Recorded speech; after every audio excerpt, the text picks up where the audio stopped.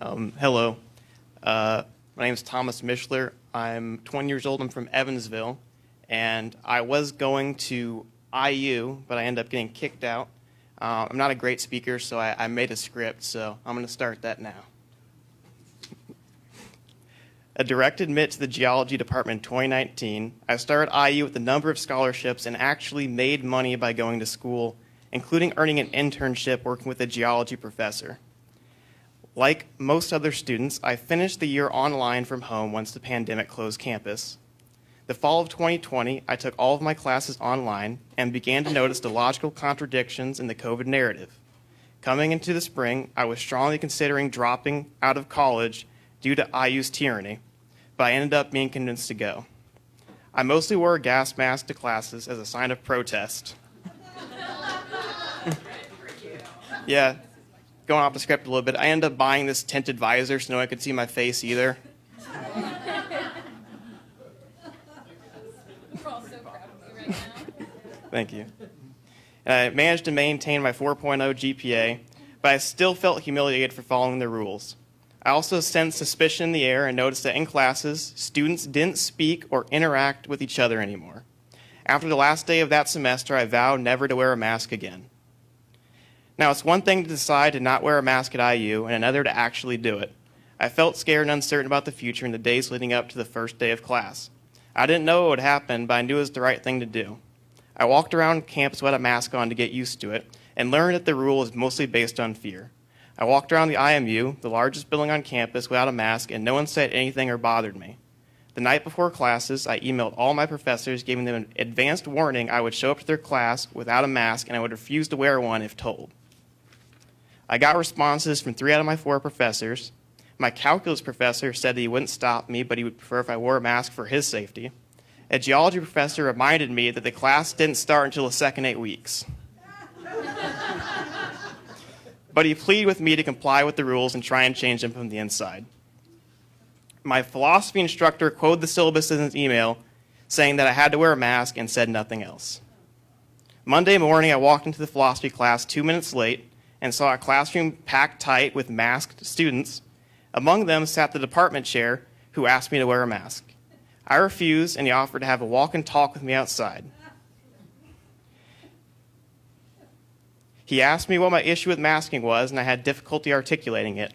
That was the first time I ever had the chance to talk to anybody about it. I communicated my distrust of people in power and my observation of the damage the rules had done to society and the campus, and he just kept saying I should trust the experts.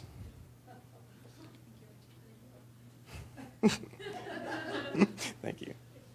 I was nice to him, and he told me if I were to show back up to class again without a mask on Wednesday, the instructor would have to cancel class. After that, I went to my other 2 classes and didn't wear a mask, and there was no incident.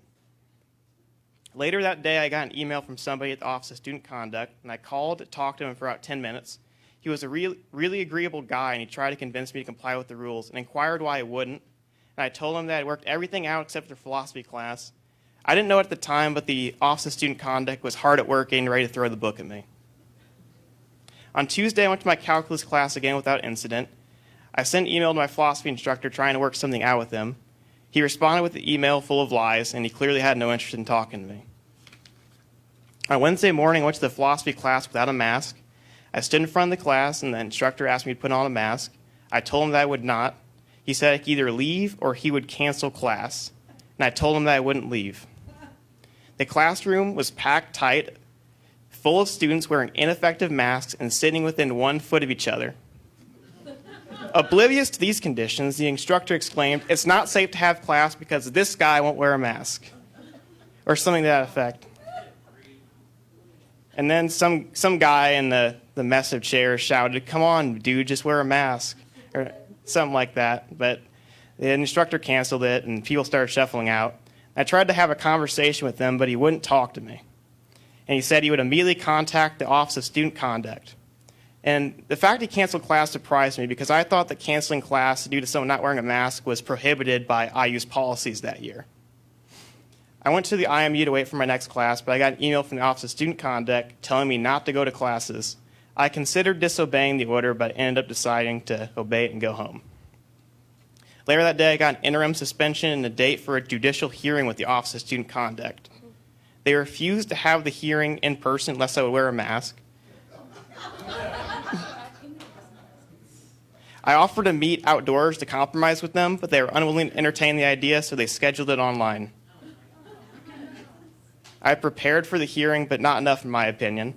Although it would have been a Herculean task for one person to have the awareness, courage, intelligence, and speaking skills all at the same time to go up against a large bureaucracy like IU. Meanwhile, I had a Zoom call with a professor I had an internship with for over a year. He heard about my predicament and seemed confused why I would do this, and he wanted to talk me out of it. He said that he would be sad to see someone as talented as me get kicked out of the academic trajectory, and he seemed conflicted about the whole thing. I mean, it must have been difficult to be a supporter of these draconian measures and then actually see them hurt somebody. I had my hearing where I alone went against Quan Wallace. Before the meeting, I had called the Office of Student Advocates twice and sent email. Apparently, they're supposed to help students who go through the Office of Student Conduct and give them an advocate. I got no response from them. After the meeting was underway, I was informed that I could have an advocate with me, although should I choose to get one, the meeting would be pushed off 2 weeks, during which I would not be allowed to interact with any of my classes. Getting my hearing pushed off another 2 weeks would have done irreparable damage and would have really just destroyed the point of going that semester. And so I continued the meeting. I was stuck with 3 charges implying that I was a present and consistent danger to people at IU, and 1 charge for faking my vaccination status, which I was coerced in submitting during the time IU gave students no exemption. And the reason they knew about my fake vaccination status was because the philosophy head told them about that in violation of both my HIPAA and FERPA rights. In the hearing, they have to show me all the evidence against me, and there's a large part out of his email that was redacted. I can only assume what was in there. In the hearing, I informed Quan that suicide is a greater danger to college students than COVID, and the paranoia pushed by institutions like IU lead people to feeling isolated, hopeless, and depressed. Although it was clear to me they'd already made up their mind. They wanted me to desist and comply, or I would be suspended. I made it clear to them that I would not participate in their madness, so I was suspended. I felt a wave of relief and uncertainty after being effectively kicked out. I thought about what I wanted to do next. I learned how to facet gyms, so the jewelry I'm wearing I made myself. And I planned to move to Evansville and work construction. The professor I had an internship with wanted me to continue to work with them and arranged for me to be a non-student employee. But without notice, IU locked my account and gave me the runaround when I tried to figure out why. I ended up hearing from my professor after he sent 1 email that I was locked out of my account and he was not allowed to hire me as a result of my suspension. Had I decided to toe the line when asked and worn a mask for the brief periods of time when I knew enforcement would be strong, I could have stayed in school and not worn a mask most of the time. And people do that all the time. It works just fine with them. IU does not kick those people out. The problem the authorities had with me is that I openly defied their religious mandate, and that is the crime I committed. Over the last few months, my life has changed drastically. Despite the well-meaning advice of teachers, family, and friends who encouraged me to submit to the tyranny so that I would have an easier time, I couldn't do that. I gave up a full ride at college and all the certainty that goes along with the normal 4-year degree path. Doing the right thing is never easy, but it is the only way to make things better.